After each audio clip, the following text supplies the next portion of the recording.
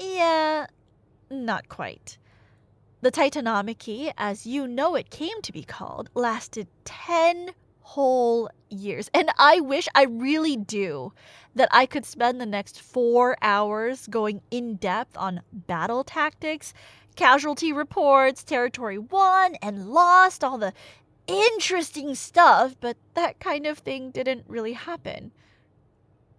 Oh, no, there were battles. The war was fierce, but there isn't an analog to Mortal Wars that's easy to find because everyone fighting couldn't die. Yeah, no, shoot him with a lightning bolt, smash him flat with your fist, drop a mountain on his head, sooner or later your enemy was getting back up. The only way anyone had found for getting rid of an immortal was what happened to Oranos, desecrating the corpse so hard that it could never, ever heal. But neither side was willing to allow that to happen. There was never any battle lost so badly, any route so completely uneven that the combatants didn't have the time or brain power to grab their fallen allies and drag them off. As such, there isn't very much to talk about from a tactician standpoint. There wasn't territory being fought over. Most of the strategy was just someone yelling, "Get him!" at the top of his lungs. It was a war of attrition where neither side lost resources. All that happened was destruction to the land. Oh, absolutely. Scorched earth, leveled hills, new canyons carved out. Some of the battles were on such a large scale that they made Gaia shift uncomfortably in her sleep, and boy, that caused upheaval. More than one conflict was called on account of avalanche, and so neither side could gain a definitive advantage. 10 years went by like that, and by the end of the decade, everyone involved was pretty damn tired of endless war. Demeter's soul was crying out for all the green growing things that had been destroyed. Atlas's sword was weighing heavy in his mighty hands. Yes, he had a sword by that point. It wasn't a divine weapon like the sickle, but it cut things. Zeus was tired of watching his siblings get hurt or killed, but Kronos wasn't done. Every time things even seemed to approach a lull or a ceasefire, he was back, exhorting his brothers with threats of what the gods would do, promising treasure to whoever brought him Zeus's head, vastly overestimating their collective ability to win this war with just one more battle, guys. Come on! The war couldn't end until Kronos was gone, but every time they came close to him in a battle, he retreated to his mighty stronghold on the top of Mount Othries. He wasn't so brave when faced with foes who had weapons as powerful as his, but while he was in his palace, no one could touch him. Something about that place made him stronger, aside from just its defensibility. The gods tried attacking it a couple times, but while he held the throne, his power over time was amplified enough that nothing could approach him without risking getting turned to dust. Usually, his chronological powers weren't super useful in battle against immortals, which is why they haven't come up much, but they pretty much stopped him from ever losing his stronghold. And as long as he had a rallying point, the other titans would never surrender either. They would fight for their king. Zeus was getting pretty sick of all this by the end. Everyone was, yeah, but he was so close to finally accomplishing his life's goal. He could feel it. He and his brothers and sisters kept gaining the advantage over the titans, only to see it slip away. And every time it slipped away, it came with another image that would haunt his dreams. Hades, cut in half. Demeter, her limbs crushed to rubble. Hera, bleeding out on the earth. Sure, they'd all heal eventually, but that was his family. In pain. And try as he might, he couldn't prevent it every time. He had to end this war. He had to kill Kronos. He'd come so close before. If only his murderous father didn't have such a strong place to retreat to when he was pressed. Wait a second. Zeus had an idea. A good one. They were going to destroy Kronos once and for all by attacking him where he least expected it. Before anything else, he went to Metis, the Oceanid with the gift of wisdom. He asked her about his plan and she gave him good counsel, helped him refine it from possible suicide run into, damn, this might just win us the war.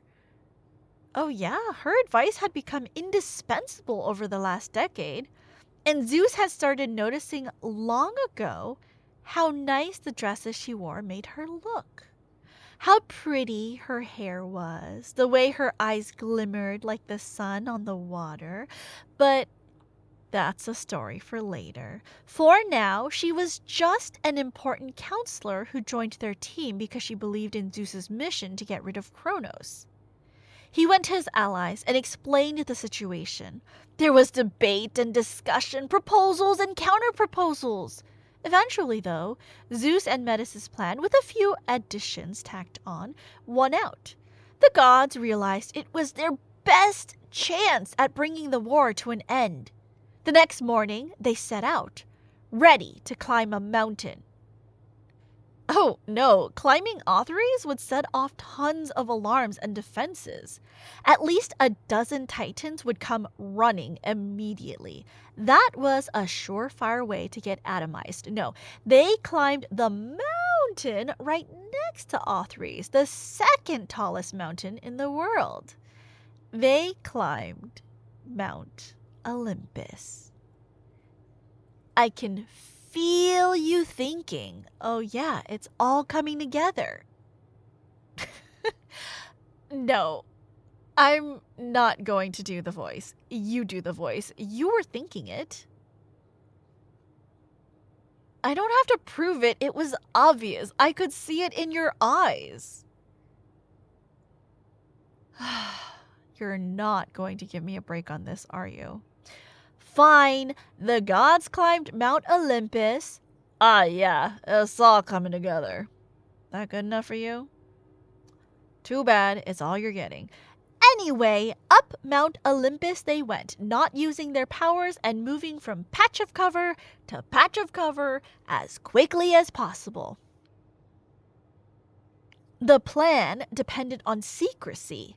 If the Titans reached them before they began, they'd be trivially easy to stop. And from there, it would be impossible to make an attempt like this again.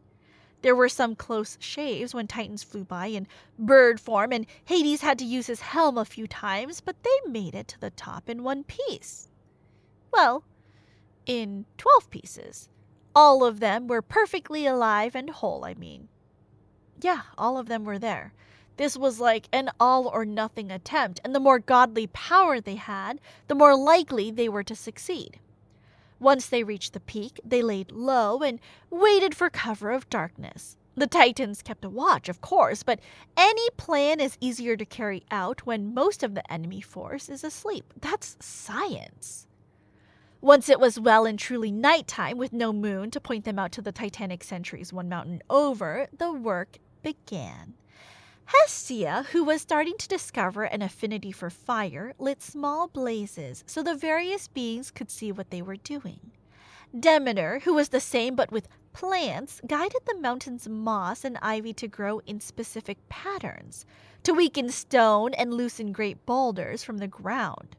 The Cyclops then broke said boulders loose as quietly as it was possible to do, and passed them to the Hundos, who were waiting for a full load of rubble. Once all 300 hands each had a rock refrigerator size or larger, it was time for all hell to break loose. Zeus abandoned stealth and shouted a mighty war cry, aiming the most powerful blast of his lightning he'd ever unleashed at neighboring Othrys. At the same time, Poseidon struck his titan against the ground, focusing its earth-shattering abilities on the Titan's palace. Hades, wearing his helm of darkness, concentrated on the Titans asleep in their beds or suddenly surprised on watch and made them feel the most primal, will-eroding fear they'd ever known. And the Hecaton Kyries, 100-handed giants, guided by Hera, launched enough stone and rubble to level a city directly at the center of the mighty fortress where Kronos slept. Well, yes, you'd be right. He wasn't asleep anymore. He sensed the sudden expenditure of power from where he slumbered and woke immediately, concentrating on his time-dilating powers. Whatever was happening, he was going to be ready for it. What he couldn't stop from getting through, of course, was the primal fear of Hades, but Kronos' will to survive was ironclad. He managed to hold the terror at bay long enough to cross his sleeping chamber and reach the sickle. With that in hand, he started to feel he could take on anything in existence. The fear began to recede. His lungs formed a rallying cry. Zeus's lightning bolt hit. Even slowing down time can't keep out something that moves at 1/3 of the speed of light for long. Kronos was thrown backwards, and the palace shuddered. But that wasn't the end of it. Right as he was getting his bearings, the whole building started shaking beneath his feet. The power of Poseidon was doing its work, cracking the foundations and destabilizing the structure. And finally, under the concentrated power of the Big Three, wielding the mightiest weapons ever forged, even Kronos' powers faltered. He fought to hold it, but the time dilation failed. And before Kronos could do anything but mutter a curse, half the mountaintop landed on his head. You'd think that's where it ends, right? Nah, overkill is the only kill when it comes to titans. The gods and giants kept up their barrage for the rest of the night. When the sun rose, they looked on in awe at what they'd accomplished. Not only had they destroyed the palace containing the majority of the titanic forces, they'd actually sheared off the top half of the mountain, which, quite honestly, obliterating a literal mountain to get at your enemies? This is where we get the context for beatdowns on a mythological scale. This was impressive.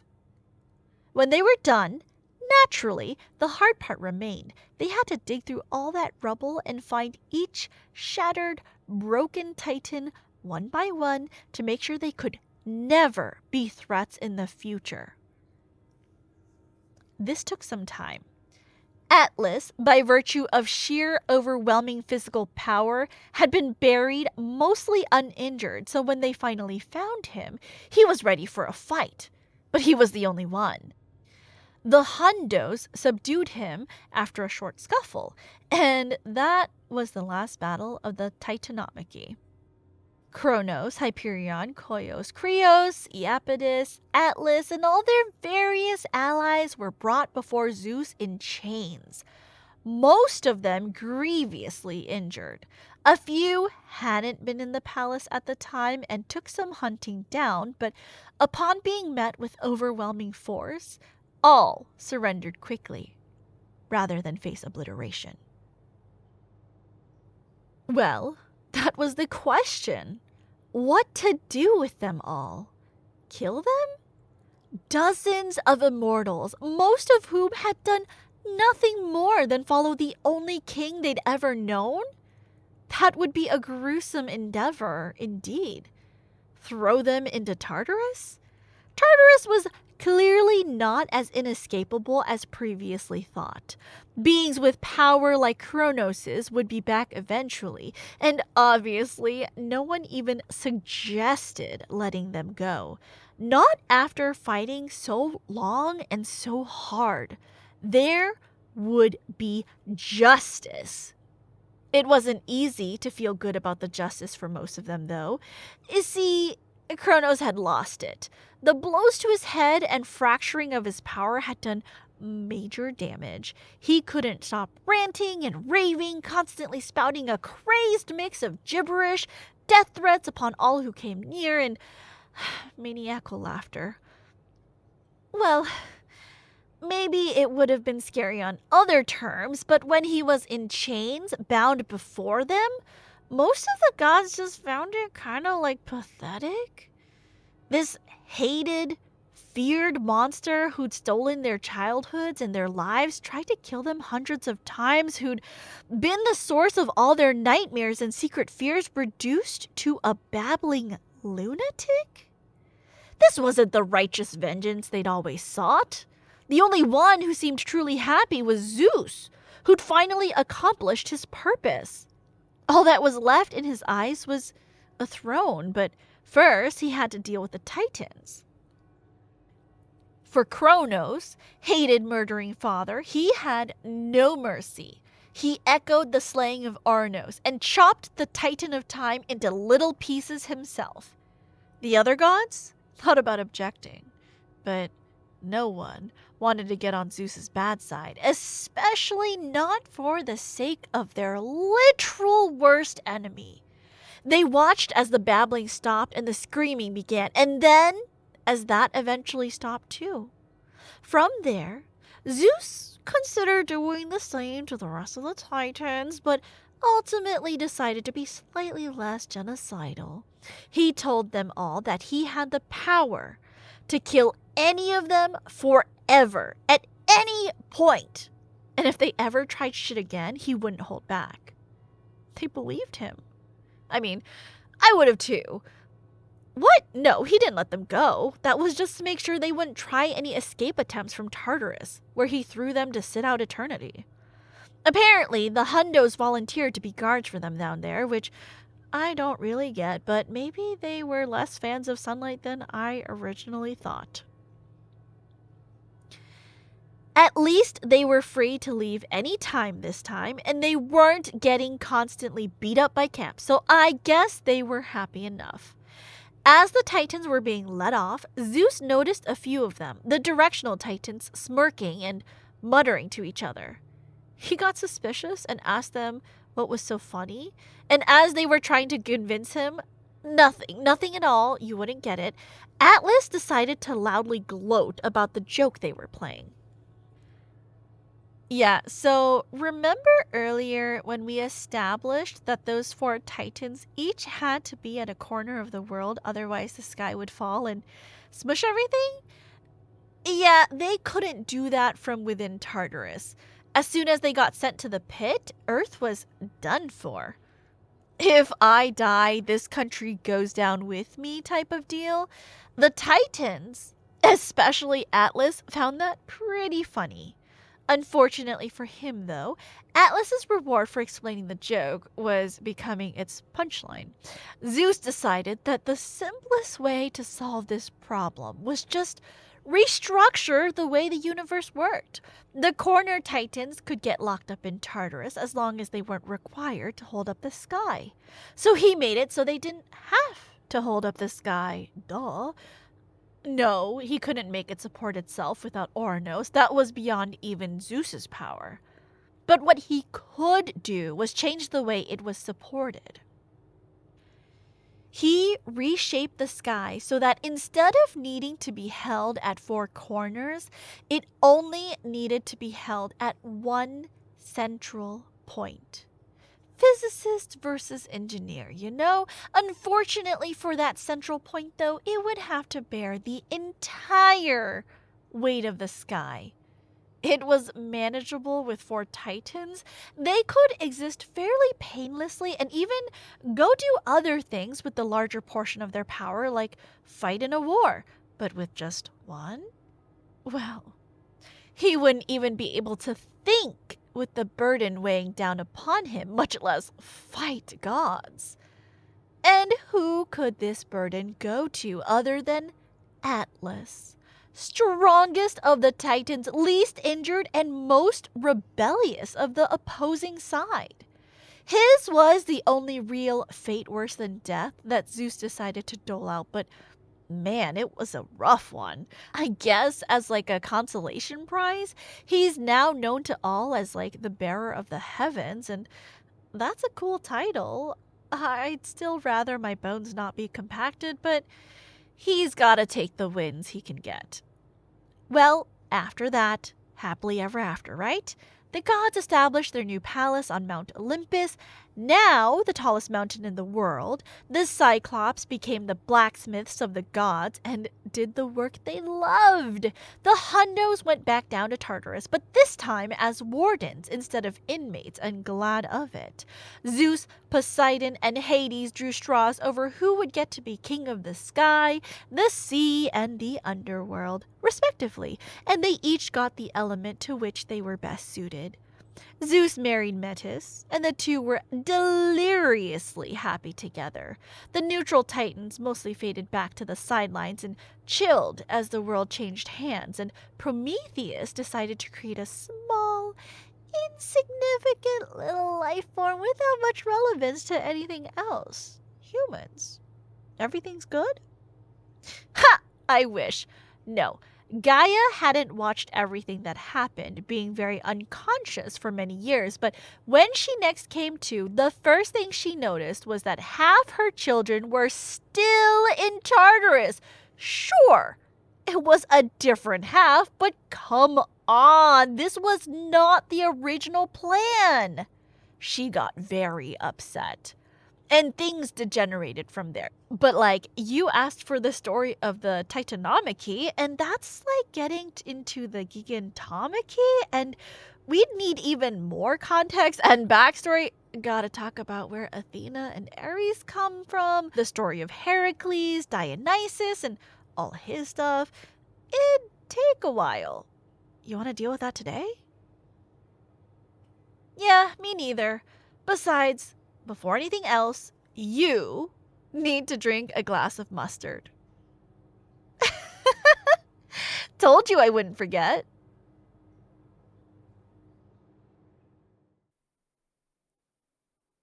Thank you to Colby Walmsley, Kirby Boy 564, Incarnus, and Zora.